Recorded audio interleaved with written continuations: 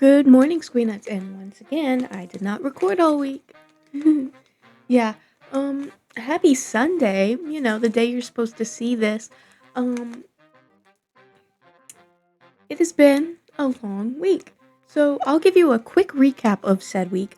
I went to class all week except for Thursday because I did not feel good.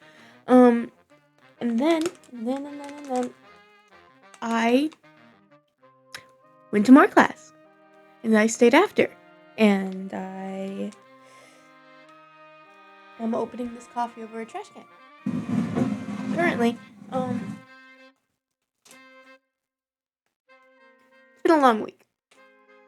On Monday, I did in fact play some video games, just as I will be playing video games tomorrow, Monday, the 26th. Today I will be doing homework, and that Sunday live stream, probably. I had at least one person vote on it, and someone said they wanted it, and so you guys are gonna get it. Oh man. Oh man, if you look out really closely, you can see the world's meanest geese. That's amazing, they're still here. I've never been attacked by them, but there's so many people on this campus who have been. I have been within 3 feet of a Canadian goose on this campus, and we have a truce. I'll swear it up and down. It'll be my luck that on graduation day, I will be attacked. I hate saying that, but it's probably true. On graduation day, it's entirely possible I'll get attacked by a flock of geese. But I've never been attacked by a flock of geese on Ball State campus. Or ever. I know people who have been attacked on Ball State campus. The Ball State geese are a special breed of aggressive. Probably because they're surrounded by college students. But I have never had a problem with these geese. However, Jordan, who is in the BSU in Seoul, not BSU in Seoul, Shmo in Seoul series, has been attacked by geese. And she knows people who have been attacked by geese. And I know other people who have also been attacked by geese. And so these geese, they do attack people. Jordan has been bit. However, these geese have never made a move on me. The one time I was even remotely in danger of a goose, it probably wasn't going after me. Me and Jordan were going to IHOP in the middle of the night. Yeah, we were going to IHOP, and we walked past where the geese nest. And I've been there a handful of times, but these geese, they're never problematic to me. And I walk past, and there's no sound. And then Jordan starts to walk past, and you hear the meanest honk known to man, and there is a goose flying after us. The one time. And I don't even think it was for me. Because these geese, they recognize people. Like, I have been within 3 feet of these same geese. Never in my life have I had the problem, but other people have the problem. And I don't understand why they can. I swear to God, the geese can smell what kind of person you are. And Jordan's a great person. I wouldn't say I'm bad. I also wouldn't say I am inherently good. Oh no, I'm a good person. Well, now it sounds like I'm justifying it. Come closer. My dad, my grandfather, and me, my dad's father, my father, and me have made the same crawling out of hell joke within the same week. I like to bring this up. I swear to God, these geese are from hell. The stories I've heard about these geese make them sound like they're from hell. I don't know what's happening with these geese, but they have never bothered me. And so, it's just, I don't know what's going on with that. whatever. That's cool. That's cool. My father, if you believe in that type of stuff, I'd love to explain that my father, I'm not supposed to know about this. Actually, the fact that I'm bringing it up is probably not great. But when I was little, I used to be bothered by something. I don't know what it was, but evidently it was something bad enough. My dad used to be a chaplain's assistant. And I grew up believing in the paranormal and all that. And I grew up with... Yes, my dad was in the military. Why do you ask? No. He was a chaplain's assistant, and I grew up believing in the paranormal and all that. And there was no reason for me not to, because... Why not? Why not? Have reverence towards the earth. You live on it. I'm not gonna bash you all for what you believe. Don't bash me for what I believe. But I'm probably crazy enough to believe in ghosts, and I kinda do. Because there's no definitive proof they're not real, and there's no definitive proof that they are. Though there are unexplained happenings, and this and that. Anyways. I had something that terrorized me growing up. And so I had something that terrorized me, and my dad tied it to me. But he told my mom if she ever told me about it, it could come back. I think you know where this is going. My dad told her not to tell me, specifically, because it could come back. She told me, a couple years back, she told me, she started the conversation like this. Your dad told me not to tell you this, because it could come back. Father told you not to tell me what? Because what could come back? She's like, yeah, just don't give it energy. Mother, you just potentially unleashed something on me. I'm not supposed to think about that for the rest of my days? So evidently, I have a friend forever. Because she never said that it would be unbound to me. She never said it would be unbound to me if I knew. She just said it would come back.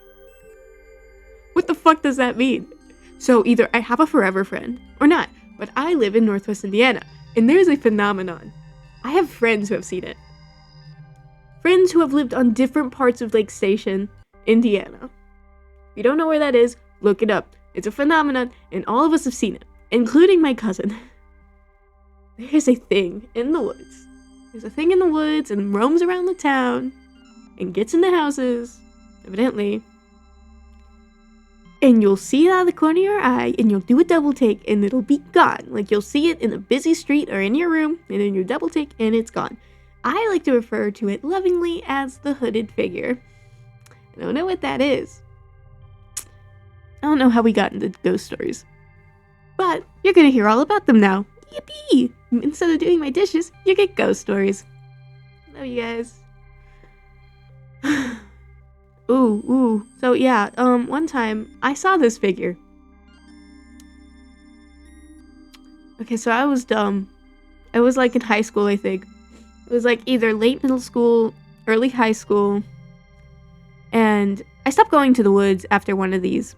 I think it was... I don't know. I've had like cousins see it, and like the woods felt wrong. The woods are wrong behind my grandma's house. My father's mom. Adoptive mom. I don't know. It's really complicated. But those woods are wrong. That's all I got. Those woods are wrong. I've seen animal bones in there, which is not that weird. However, I've had cousins mess with those animal bones. That's not good. I swear to God, that house was also haunted. Yeah, so, I would be called very often, but no one would be calling me. I would be called, though. It's great. No, back to the woods. So, when I was growing up, those woods felt wrong, but I would adventure in them, and I'd go off, and I'd be, like, in the woods. But one time, I don't know which came first. So I'm gonna do the shorter story first. One time, I decided I was gonna sit on a fallen tree. This might be a part of the same story, actually. I think it is, actually. Wait, no, I'll start from the long story, because I think it's all the same story, and I've just split it into parts. So, one time, in these woods, I decided... So there was, like, a calling, not, like, a physical calling, but, like, I always wanted to go the specific direction. Like, I was tugged towards a specific direction, but I was like, that's not smart. Don't follow that, because what if... Like I said, I believe in odd shit. And what if it's something trying to lure me in? I've heard ghost stories from the Appalachians. I've been on the internet. I know about all that stuff. And I was like, fine. I'm always compelled to go this specific direction, and I always avoid it. So I'm gonna go that direction. And it was easy. It was an easy walk. I was like, oh, okay. And, like, I would go the specific directions that I was compelled to go in. And I would get there. And I got to the edge of the lake. I've never been this close to the lake. And I was like, oh, that's weird. And then, like, I saw a huge shadow. And I was like, okay, well, that's enough.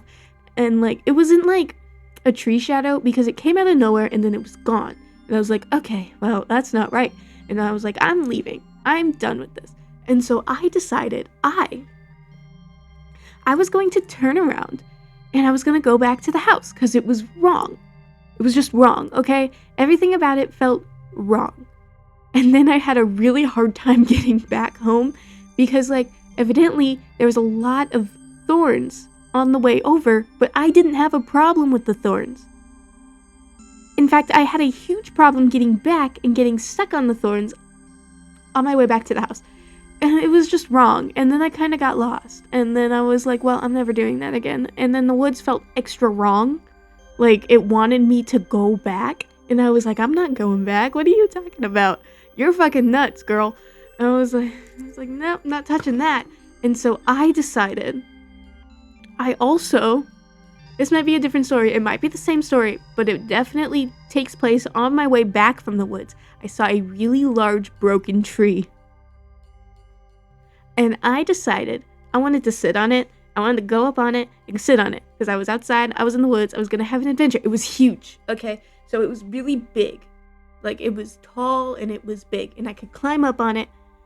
And I did. I got up and I got kind of high. I got towards the middle of the broken part. And it was like, this is really comfy. And so I sat down. I was taking in the view. In the tree, it shook. Well, I live in Northwest Indiana by the lake. We don't have earthquakes. But the tree, okay, so I don't know how to explain how thick this tree is, except with this bedpost. So this, I don't know if you could see. Okay, so it was this thick. It was this thick.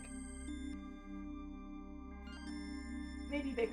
It was big, okay? It was very old. It was a very old tree, and it had fallen.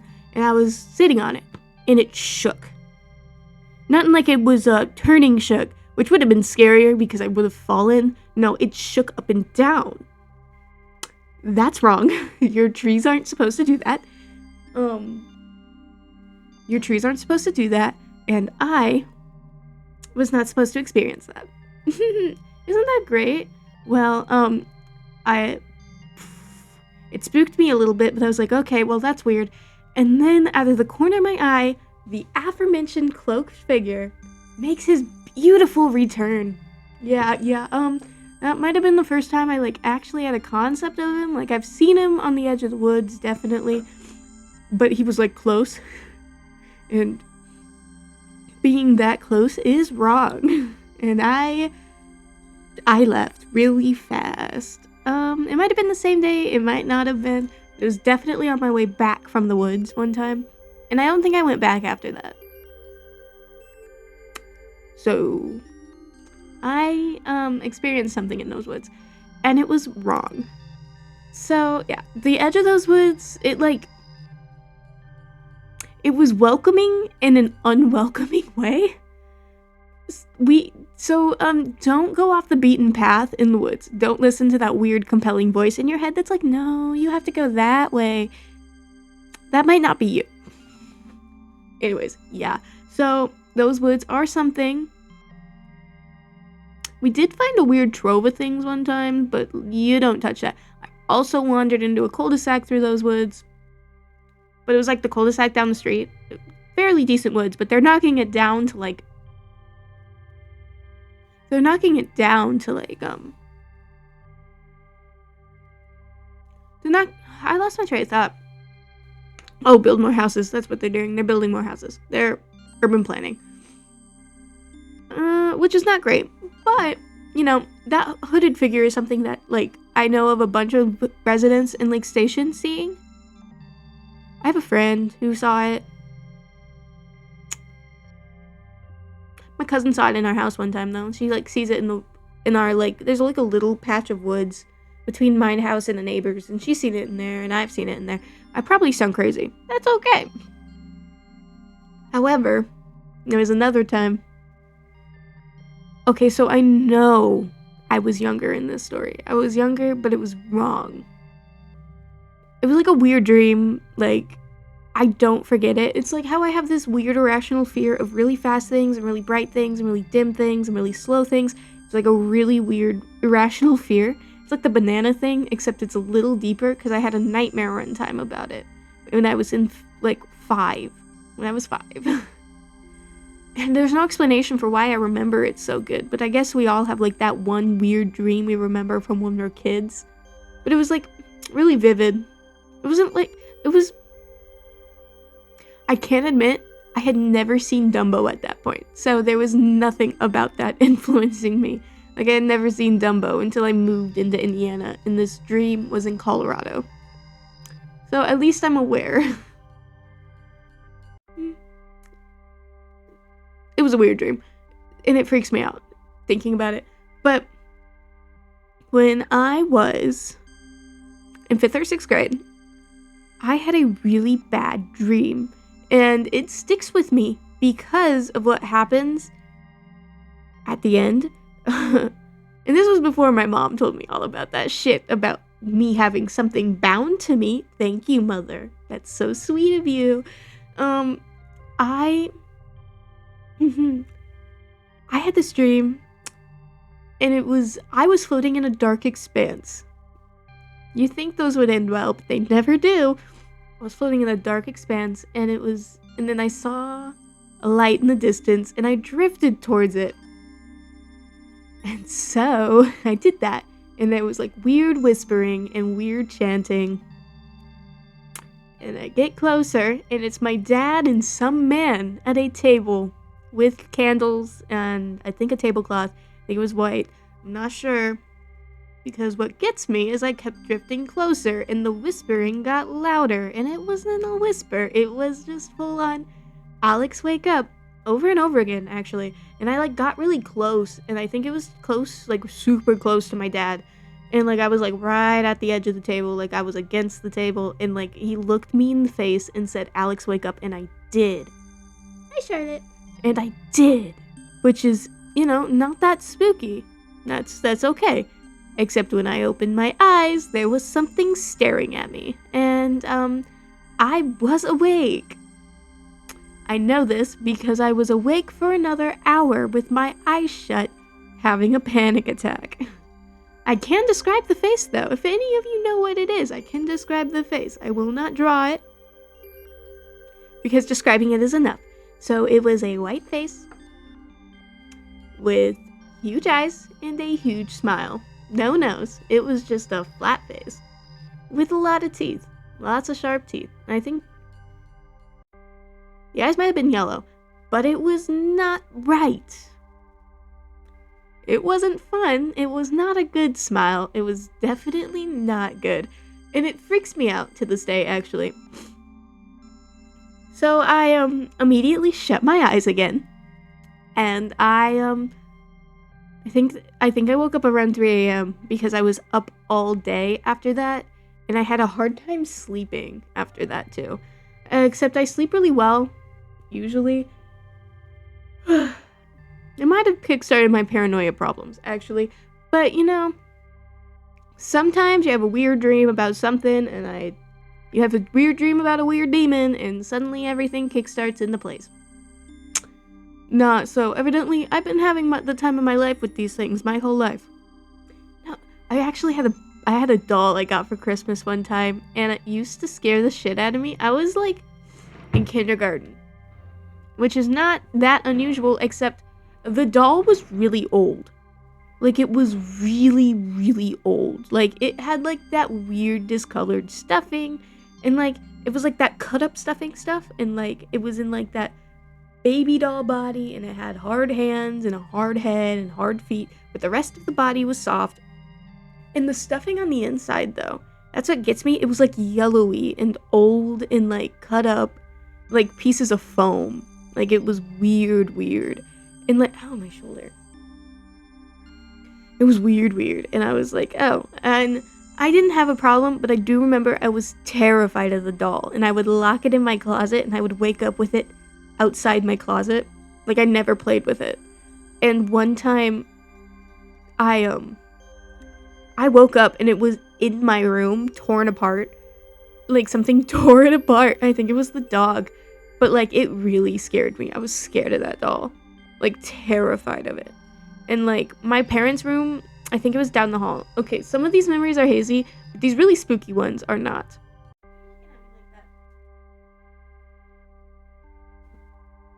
You're sitting in a weird dark corner, looking at me with weird eyes.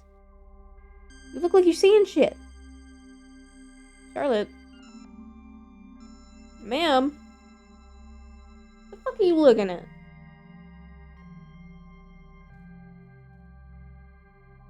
You okay?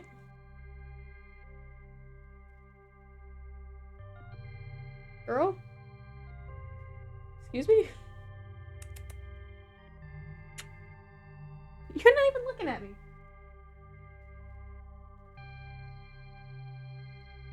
Yeah. So, that's a little concerning. Because if cats... Oh, she found her... I got her a new scratching post thing. I got her one of those flat cardboard things from Five Below, and it's one of the best, it's one of the best things I bought. What's concerning is Charlotte's looking right past me in a way she doesn't usually do. I probably sound insane, but you know what? If ghosts are real, I have given them enough energy, I guess. I don't know. Just look, there's nothing in my room but me. And my cat. Yeah, I'm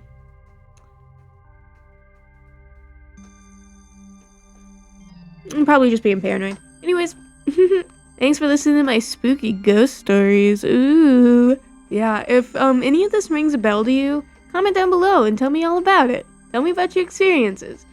And maybe, if you want, I'll tell them as ghost stories. There we go. It makes it feel less real. No, but seriously, these are real things that happened to me. One time I had a cousin who, the upstairs of my grandma's house was a little bit, weird. And one time they thought there was something standing in their doorway, a tall, dark, shadowy figure. And they were like, Alex, there's a tall, dark, shadowy figure in our doorway, and we don't know what to do, and it won't go away. And they were both singing it. First of all, we keep our attic door perpetually locked from the outside. So, nothing getting out. That attic is wrong, by the way. It is wrong. The rest of the upstairs, it's fairly okay. Not great, but you're not supposed to see a dark, shadowy figure in your doorway.